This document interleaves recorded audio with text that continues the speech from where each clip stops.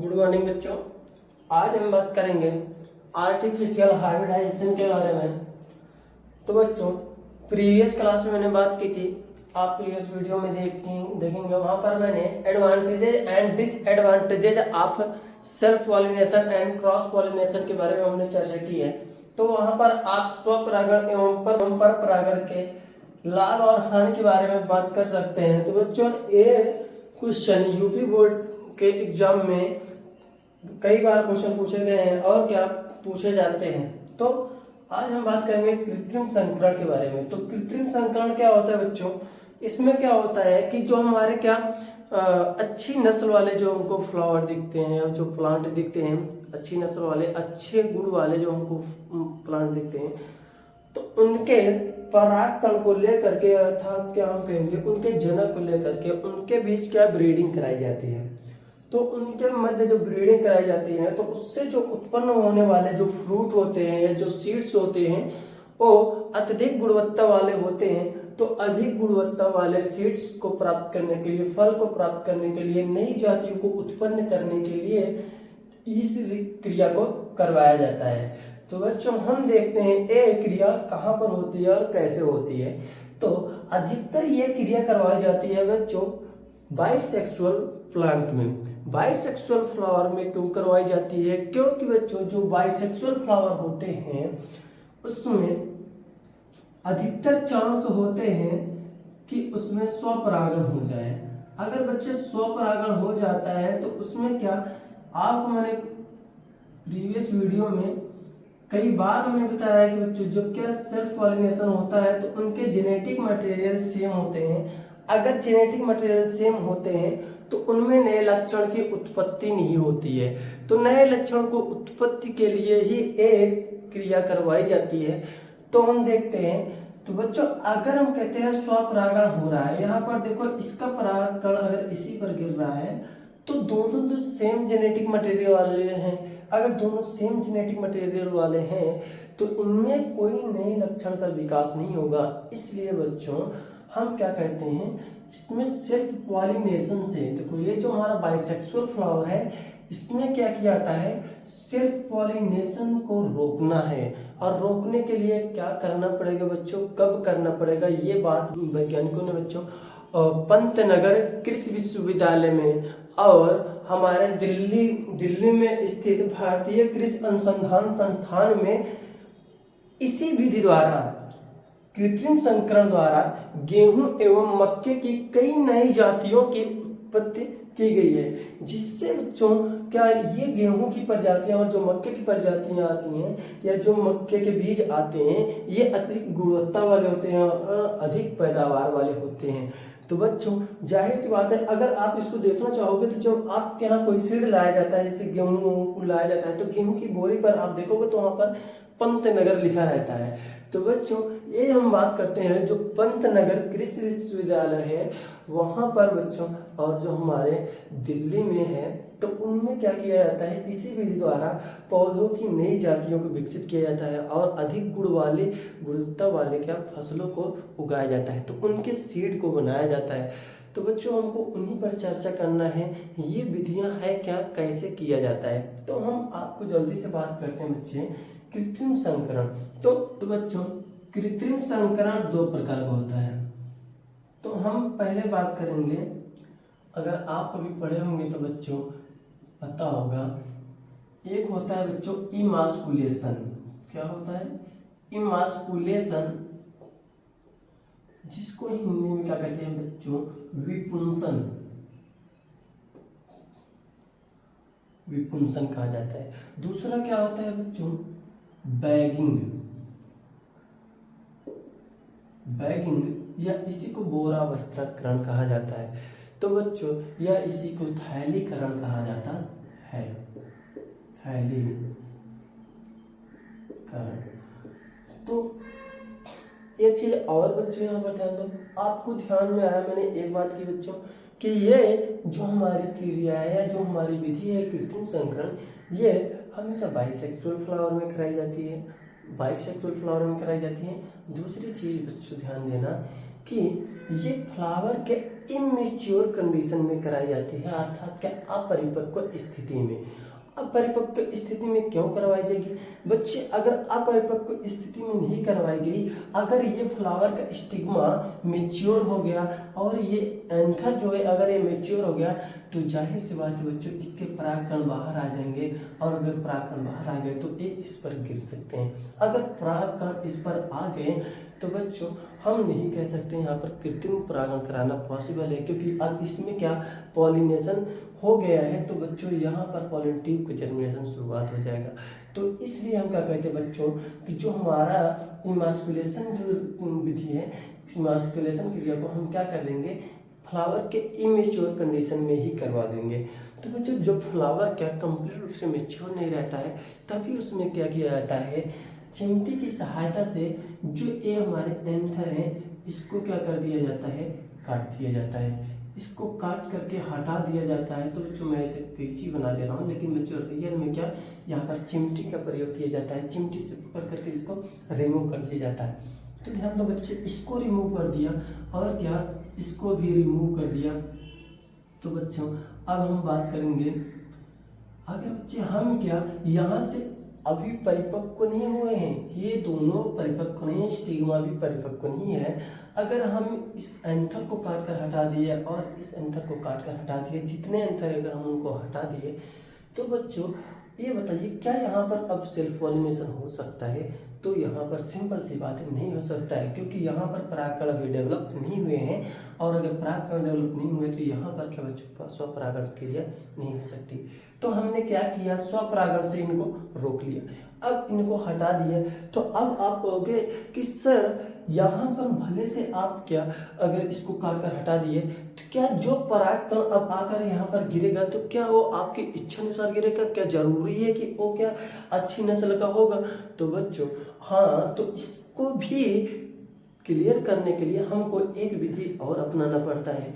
तो बच्चों हमने इमास्कुलेशन में क्या किया, ये हमारा फर्स्ट स्टेप होता है, जो फर्स्ट प्रोसेस है इमास्कुलेशन। इमास्कुलेशन में हम क्या करते हैं बच्चों, जो पुष्प होता है, पुष्प के अपरिपक्व परागकोश को काट करके हटा दिया जाता है चिमटी की सहायता से। तो बच्चों तो हम इसमें लिख लेते हैं एक पॉइंट कि इमास्कुलेशन में विपुंसन क्रिया द्वारा, विपुंसन क्रिया द्वारा, विपुंसन क्रिया द्वारा अपरिपक्व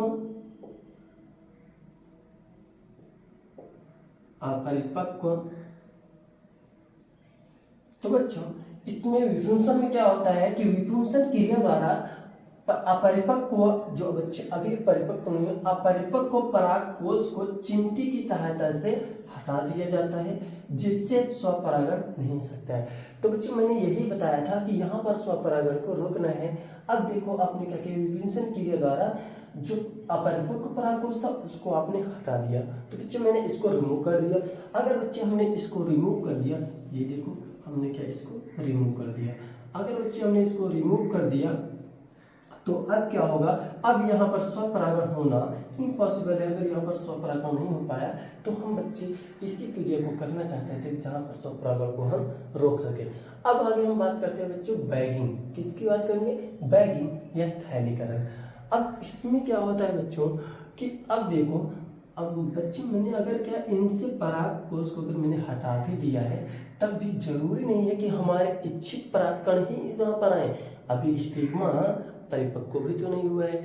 तो बच्चों हमारे इच्छित परागकण के द्वारा ही क्या अगर इसका परागण होना है तो हमको क्या करना पड़ेगा, इसको पहले मेच्योर करना पड़ेगा। और मेच्योर होने के बाद बच्चों कब परागण हो जाए हमको तो पता नहीं है, तो उसको हमको ध्यान में रख करके इसके ऊपर एक कवर लगा देना है बच्चों। क्या लगा देना है? एक कवर लगा देना है।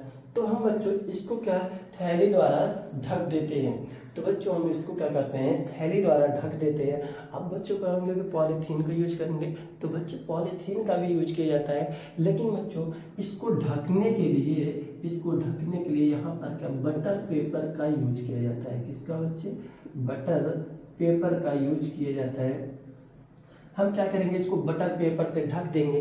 अब बताओ बच्चे, अगर ये ढक गया है तो क्या कोई परागकण यहाँ पर आकर के गिर सकता है?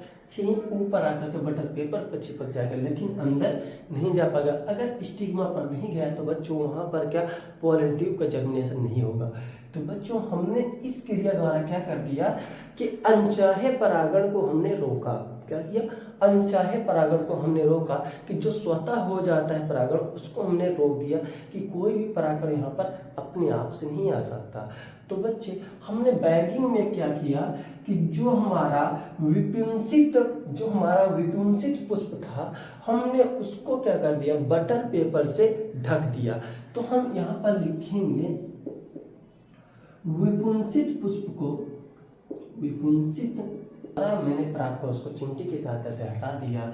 और जो थैलीकरण में हमने क्या किया, जो विपुंसित पुष्प ये हमको जो प्राप्त हुआ हमने इस पुष्प को बटर पेपर की सहायता से ढक दिया। बटर पेपर की सहायता से ढक दिया, क्यों ढक दिया? जिससे अनचाहे परागकण का परागण ना हो सके, मतलब कोई भी परागकण यहाँ पर ना आ सके कि जिसका मन चाहे वही आ जाए।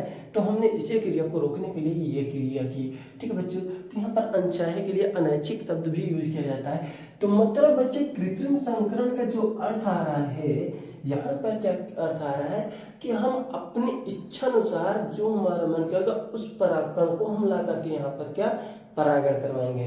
तो बच्चे हम यहाँ पर कृत्रिम संकरण का हम यहाँ पर अर्थ लिख देते हैं। इसका अर्थ क्या है?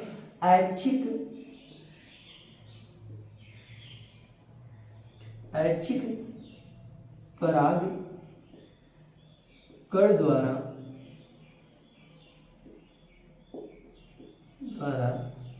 परागण।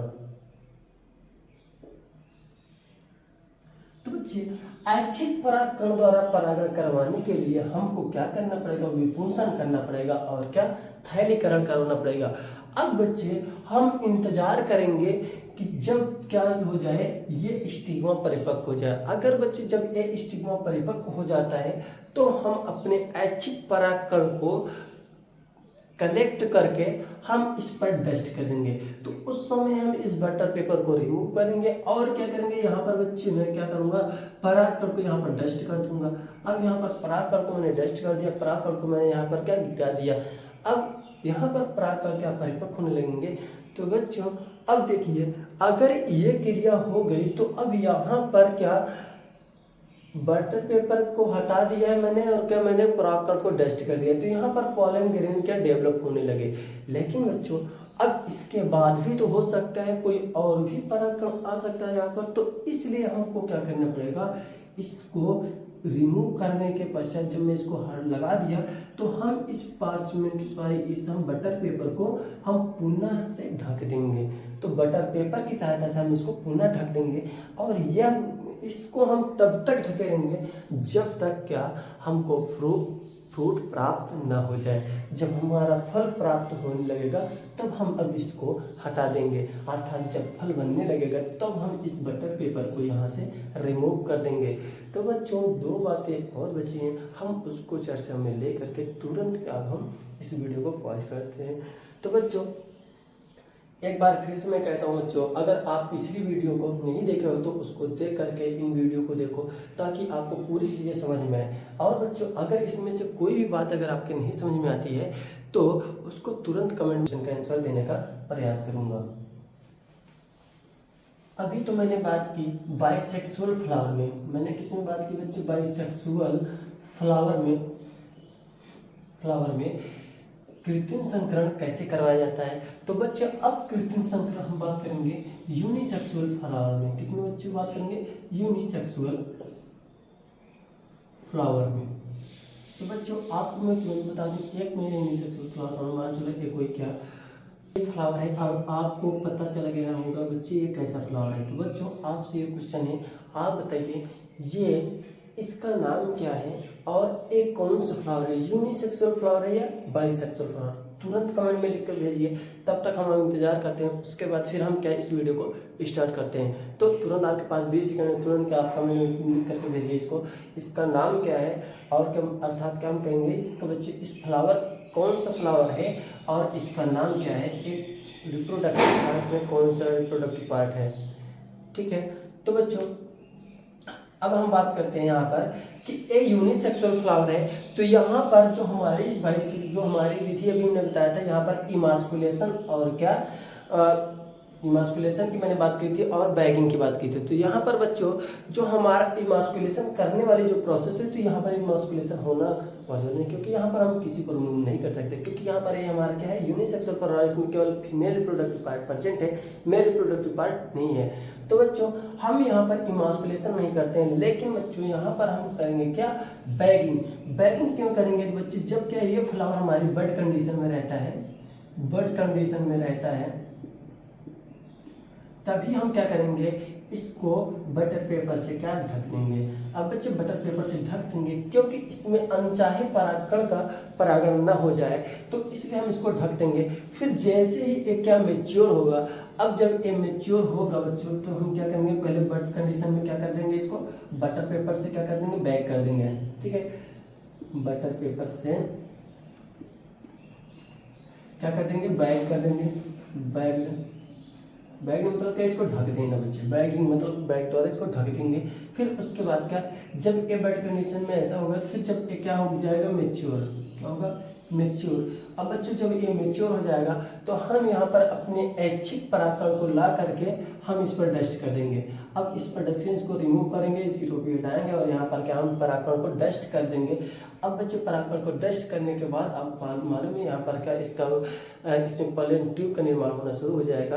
तो बच्चे उसके बाद क्या, हम इसको पुनः ढक देंगे। अब पुनः तब तक ढके रहेंगे, तब तक जब तक क्या, फ्रूट का निर्माण ना हो जाए। तो बच्चे आपको पता चल गया होगा कि जो हमारा बाइसेक्सुअल फ्लावर है, उसमें हमको इमास्कुलेशन और बैगिंग दोनों करना पड़ता है। लेकिन बच्चे जो हमारा यूनिसेक्सुअल फ्लावर होता है, उसमें हम केवल बैगिंग करते हैं, जिससे क्या, हम अनचाहे परागकण को गिरने से बचाते हैं। तो बच्चों आज बस हम इतनी बात करेंगे। अब नेक्स्ट वीडियो में आप देखेंगे कि इनमें पॉलन ट्यूब, इनमें परागकण का स्टिग्मा से कैसे इंटरेक्शन होता है, मतलब कैसे एक दूसरे के बीच संबंध दर्शाते हैं, कैसे इनके अंदर क्रियाएं होती हैं परस्पर। तो उसके बाद की बात होगी बच्चे, यहाँ से पॉलन ट्यूब का निर्माण कैसे होगा, स्टिग्मा परागकण के प्रति कैसे बिहेव करता है, किस परागकण को अपने ऊपर रहने देगा, किस परागकण को रिजेक्ट कर देगा। तो बच्चों यहाँ पर आपको सारी बातें क्लियर होने वाली है, किसको एक्सेप्ट किया जाएगा और किसको रिजेक्ट किया जाएगा। तो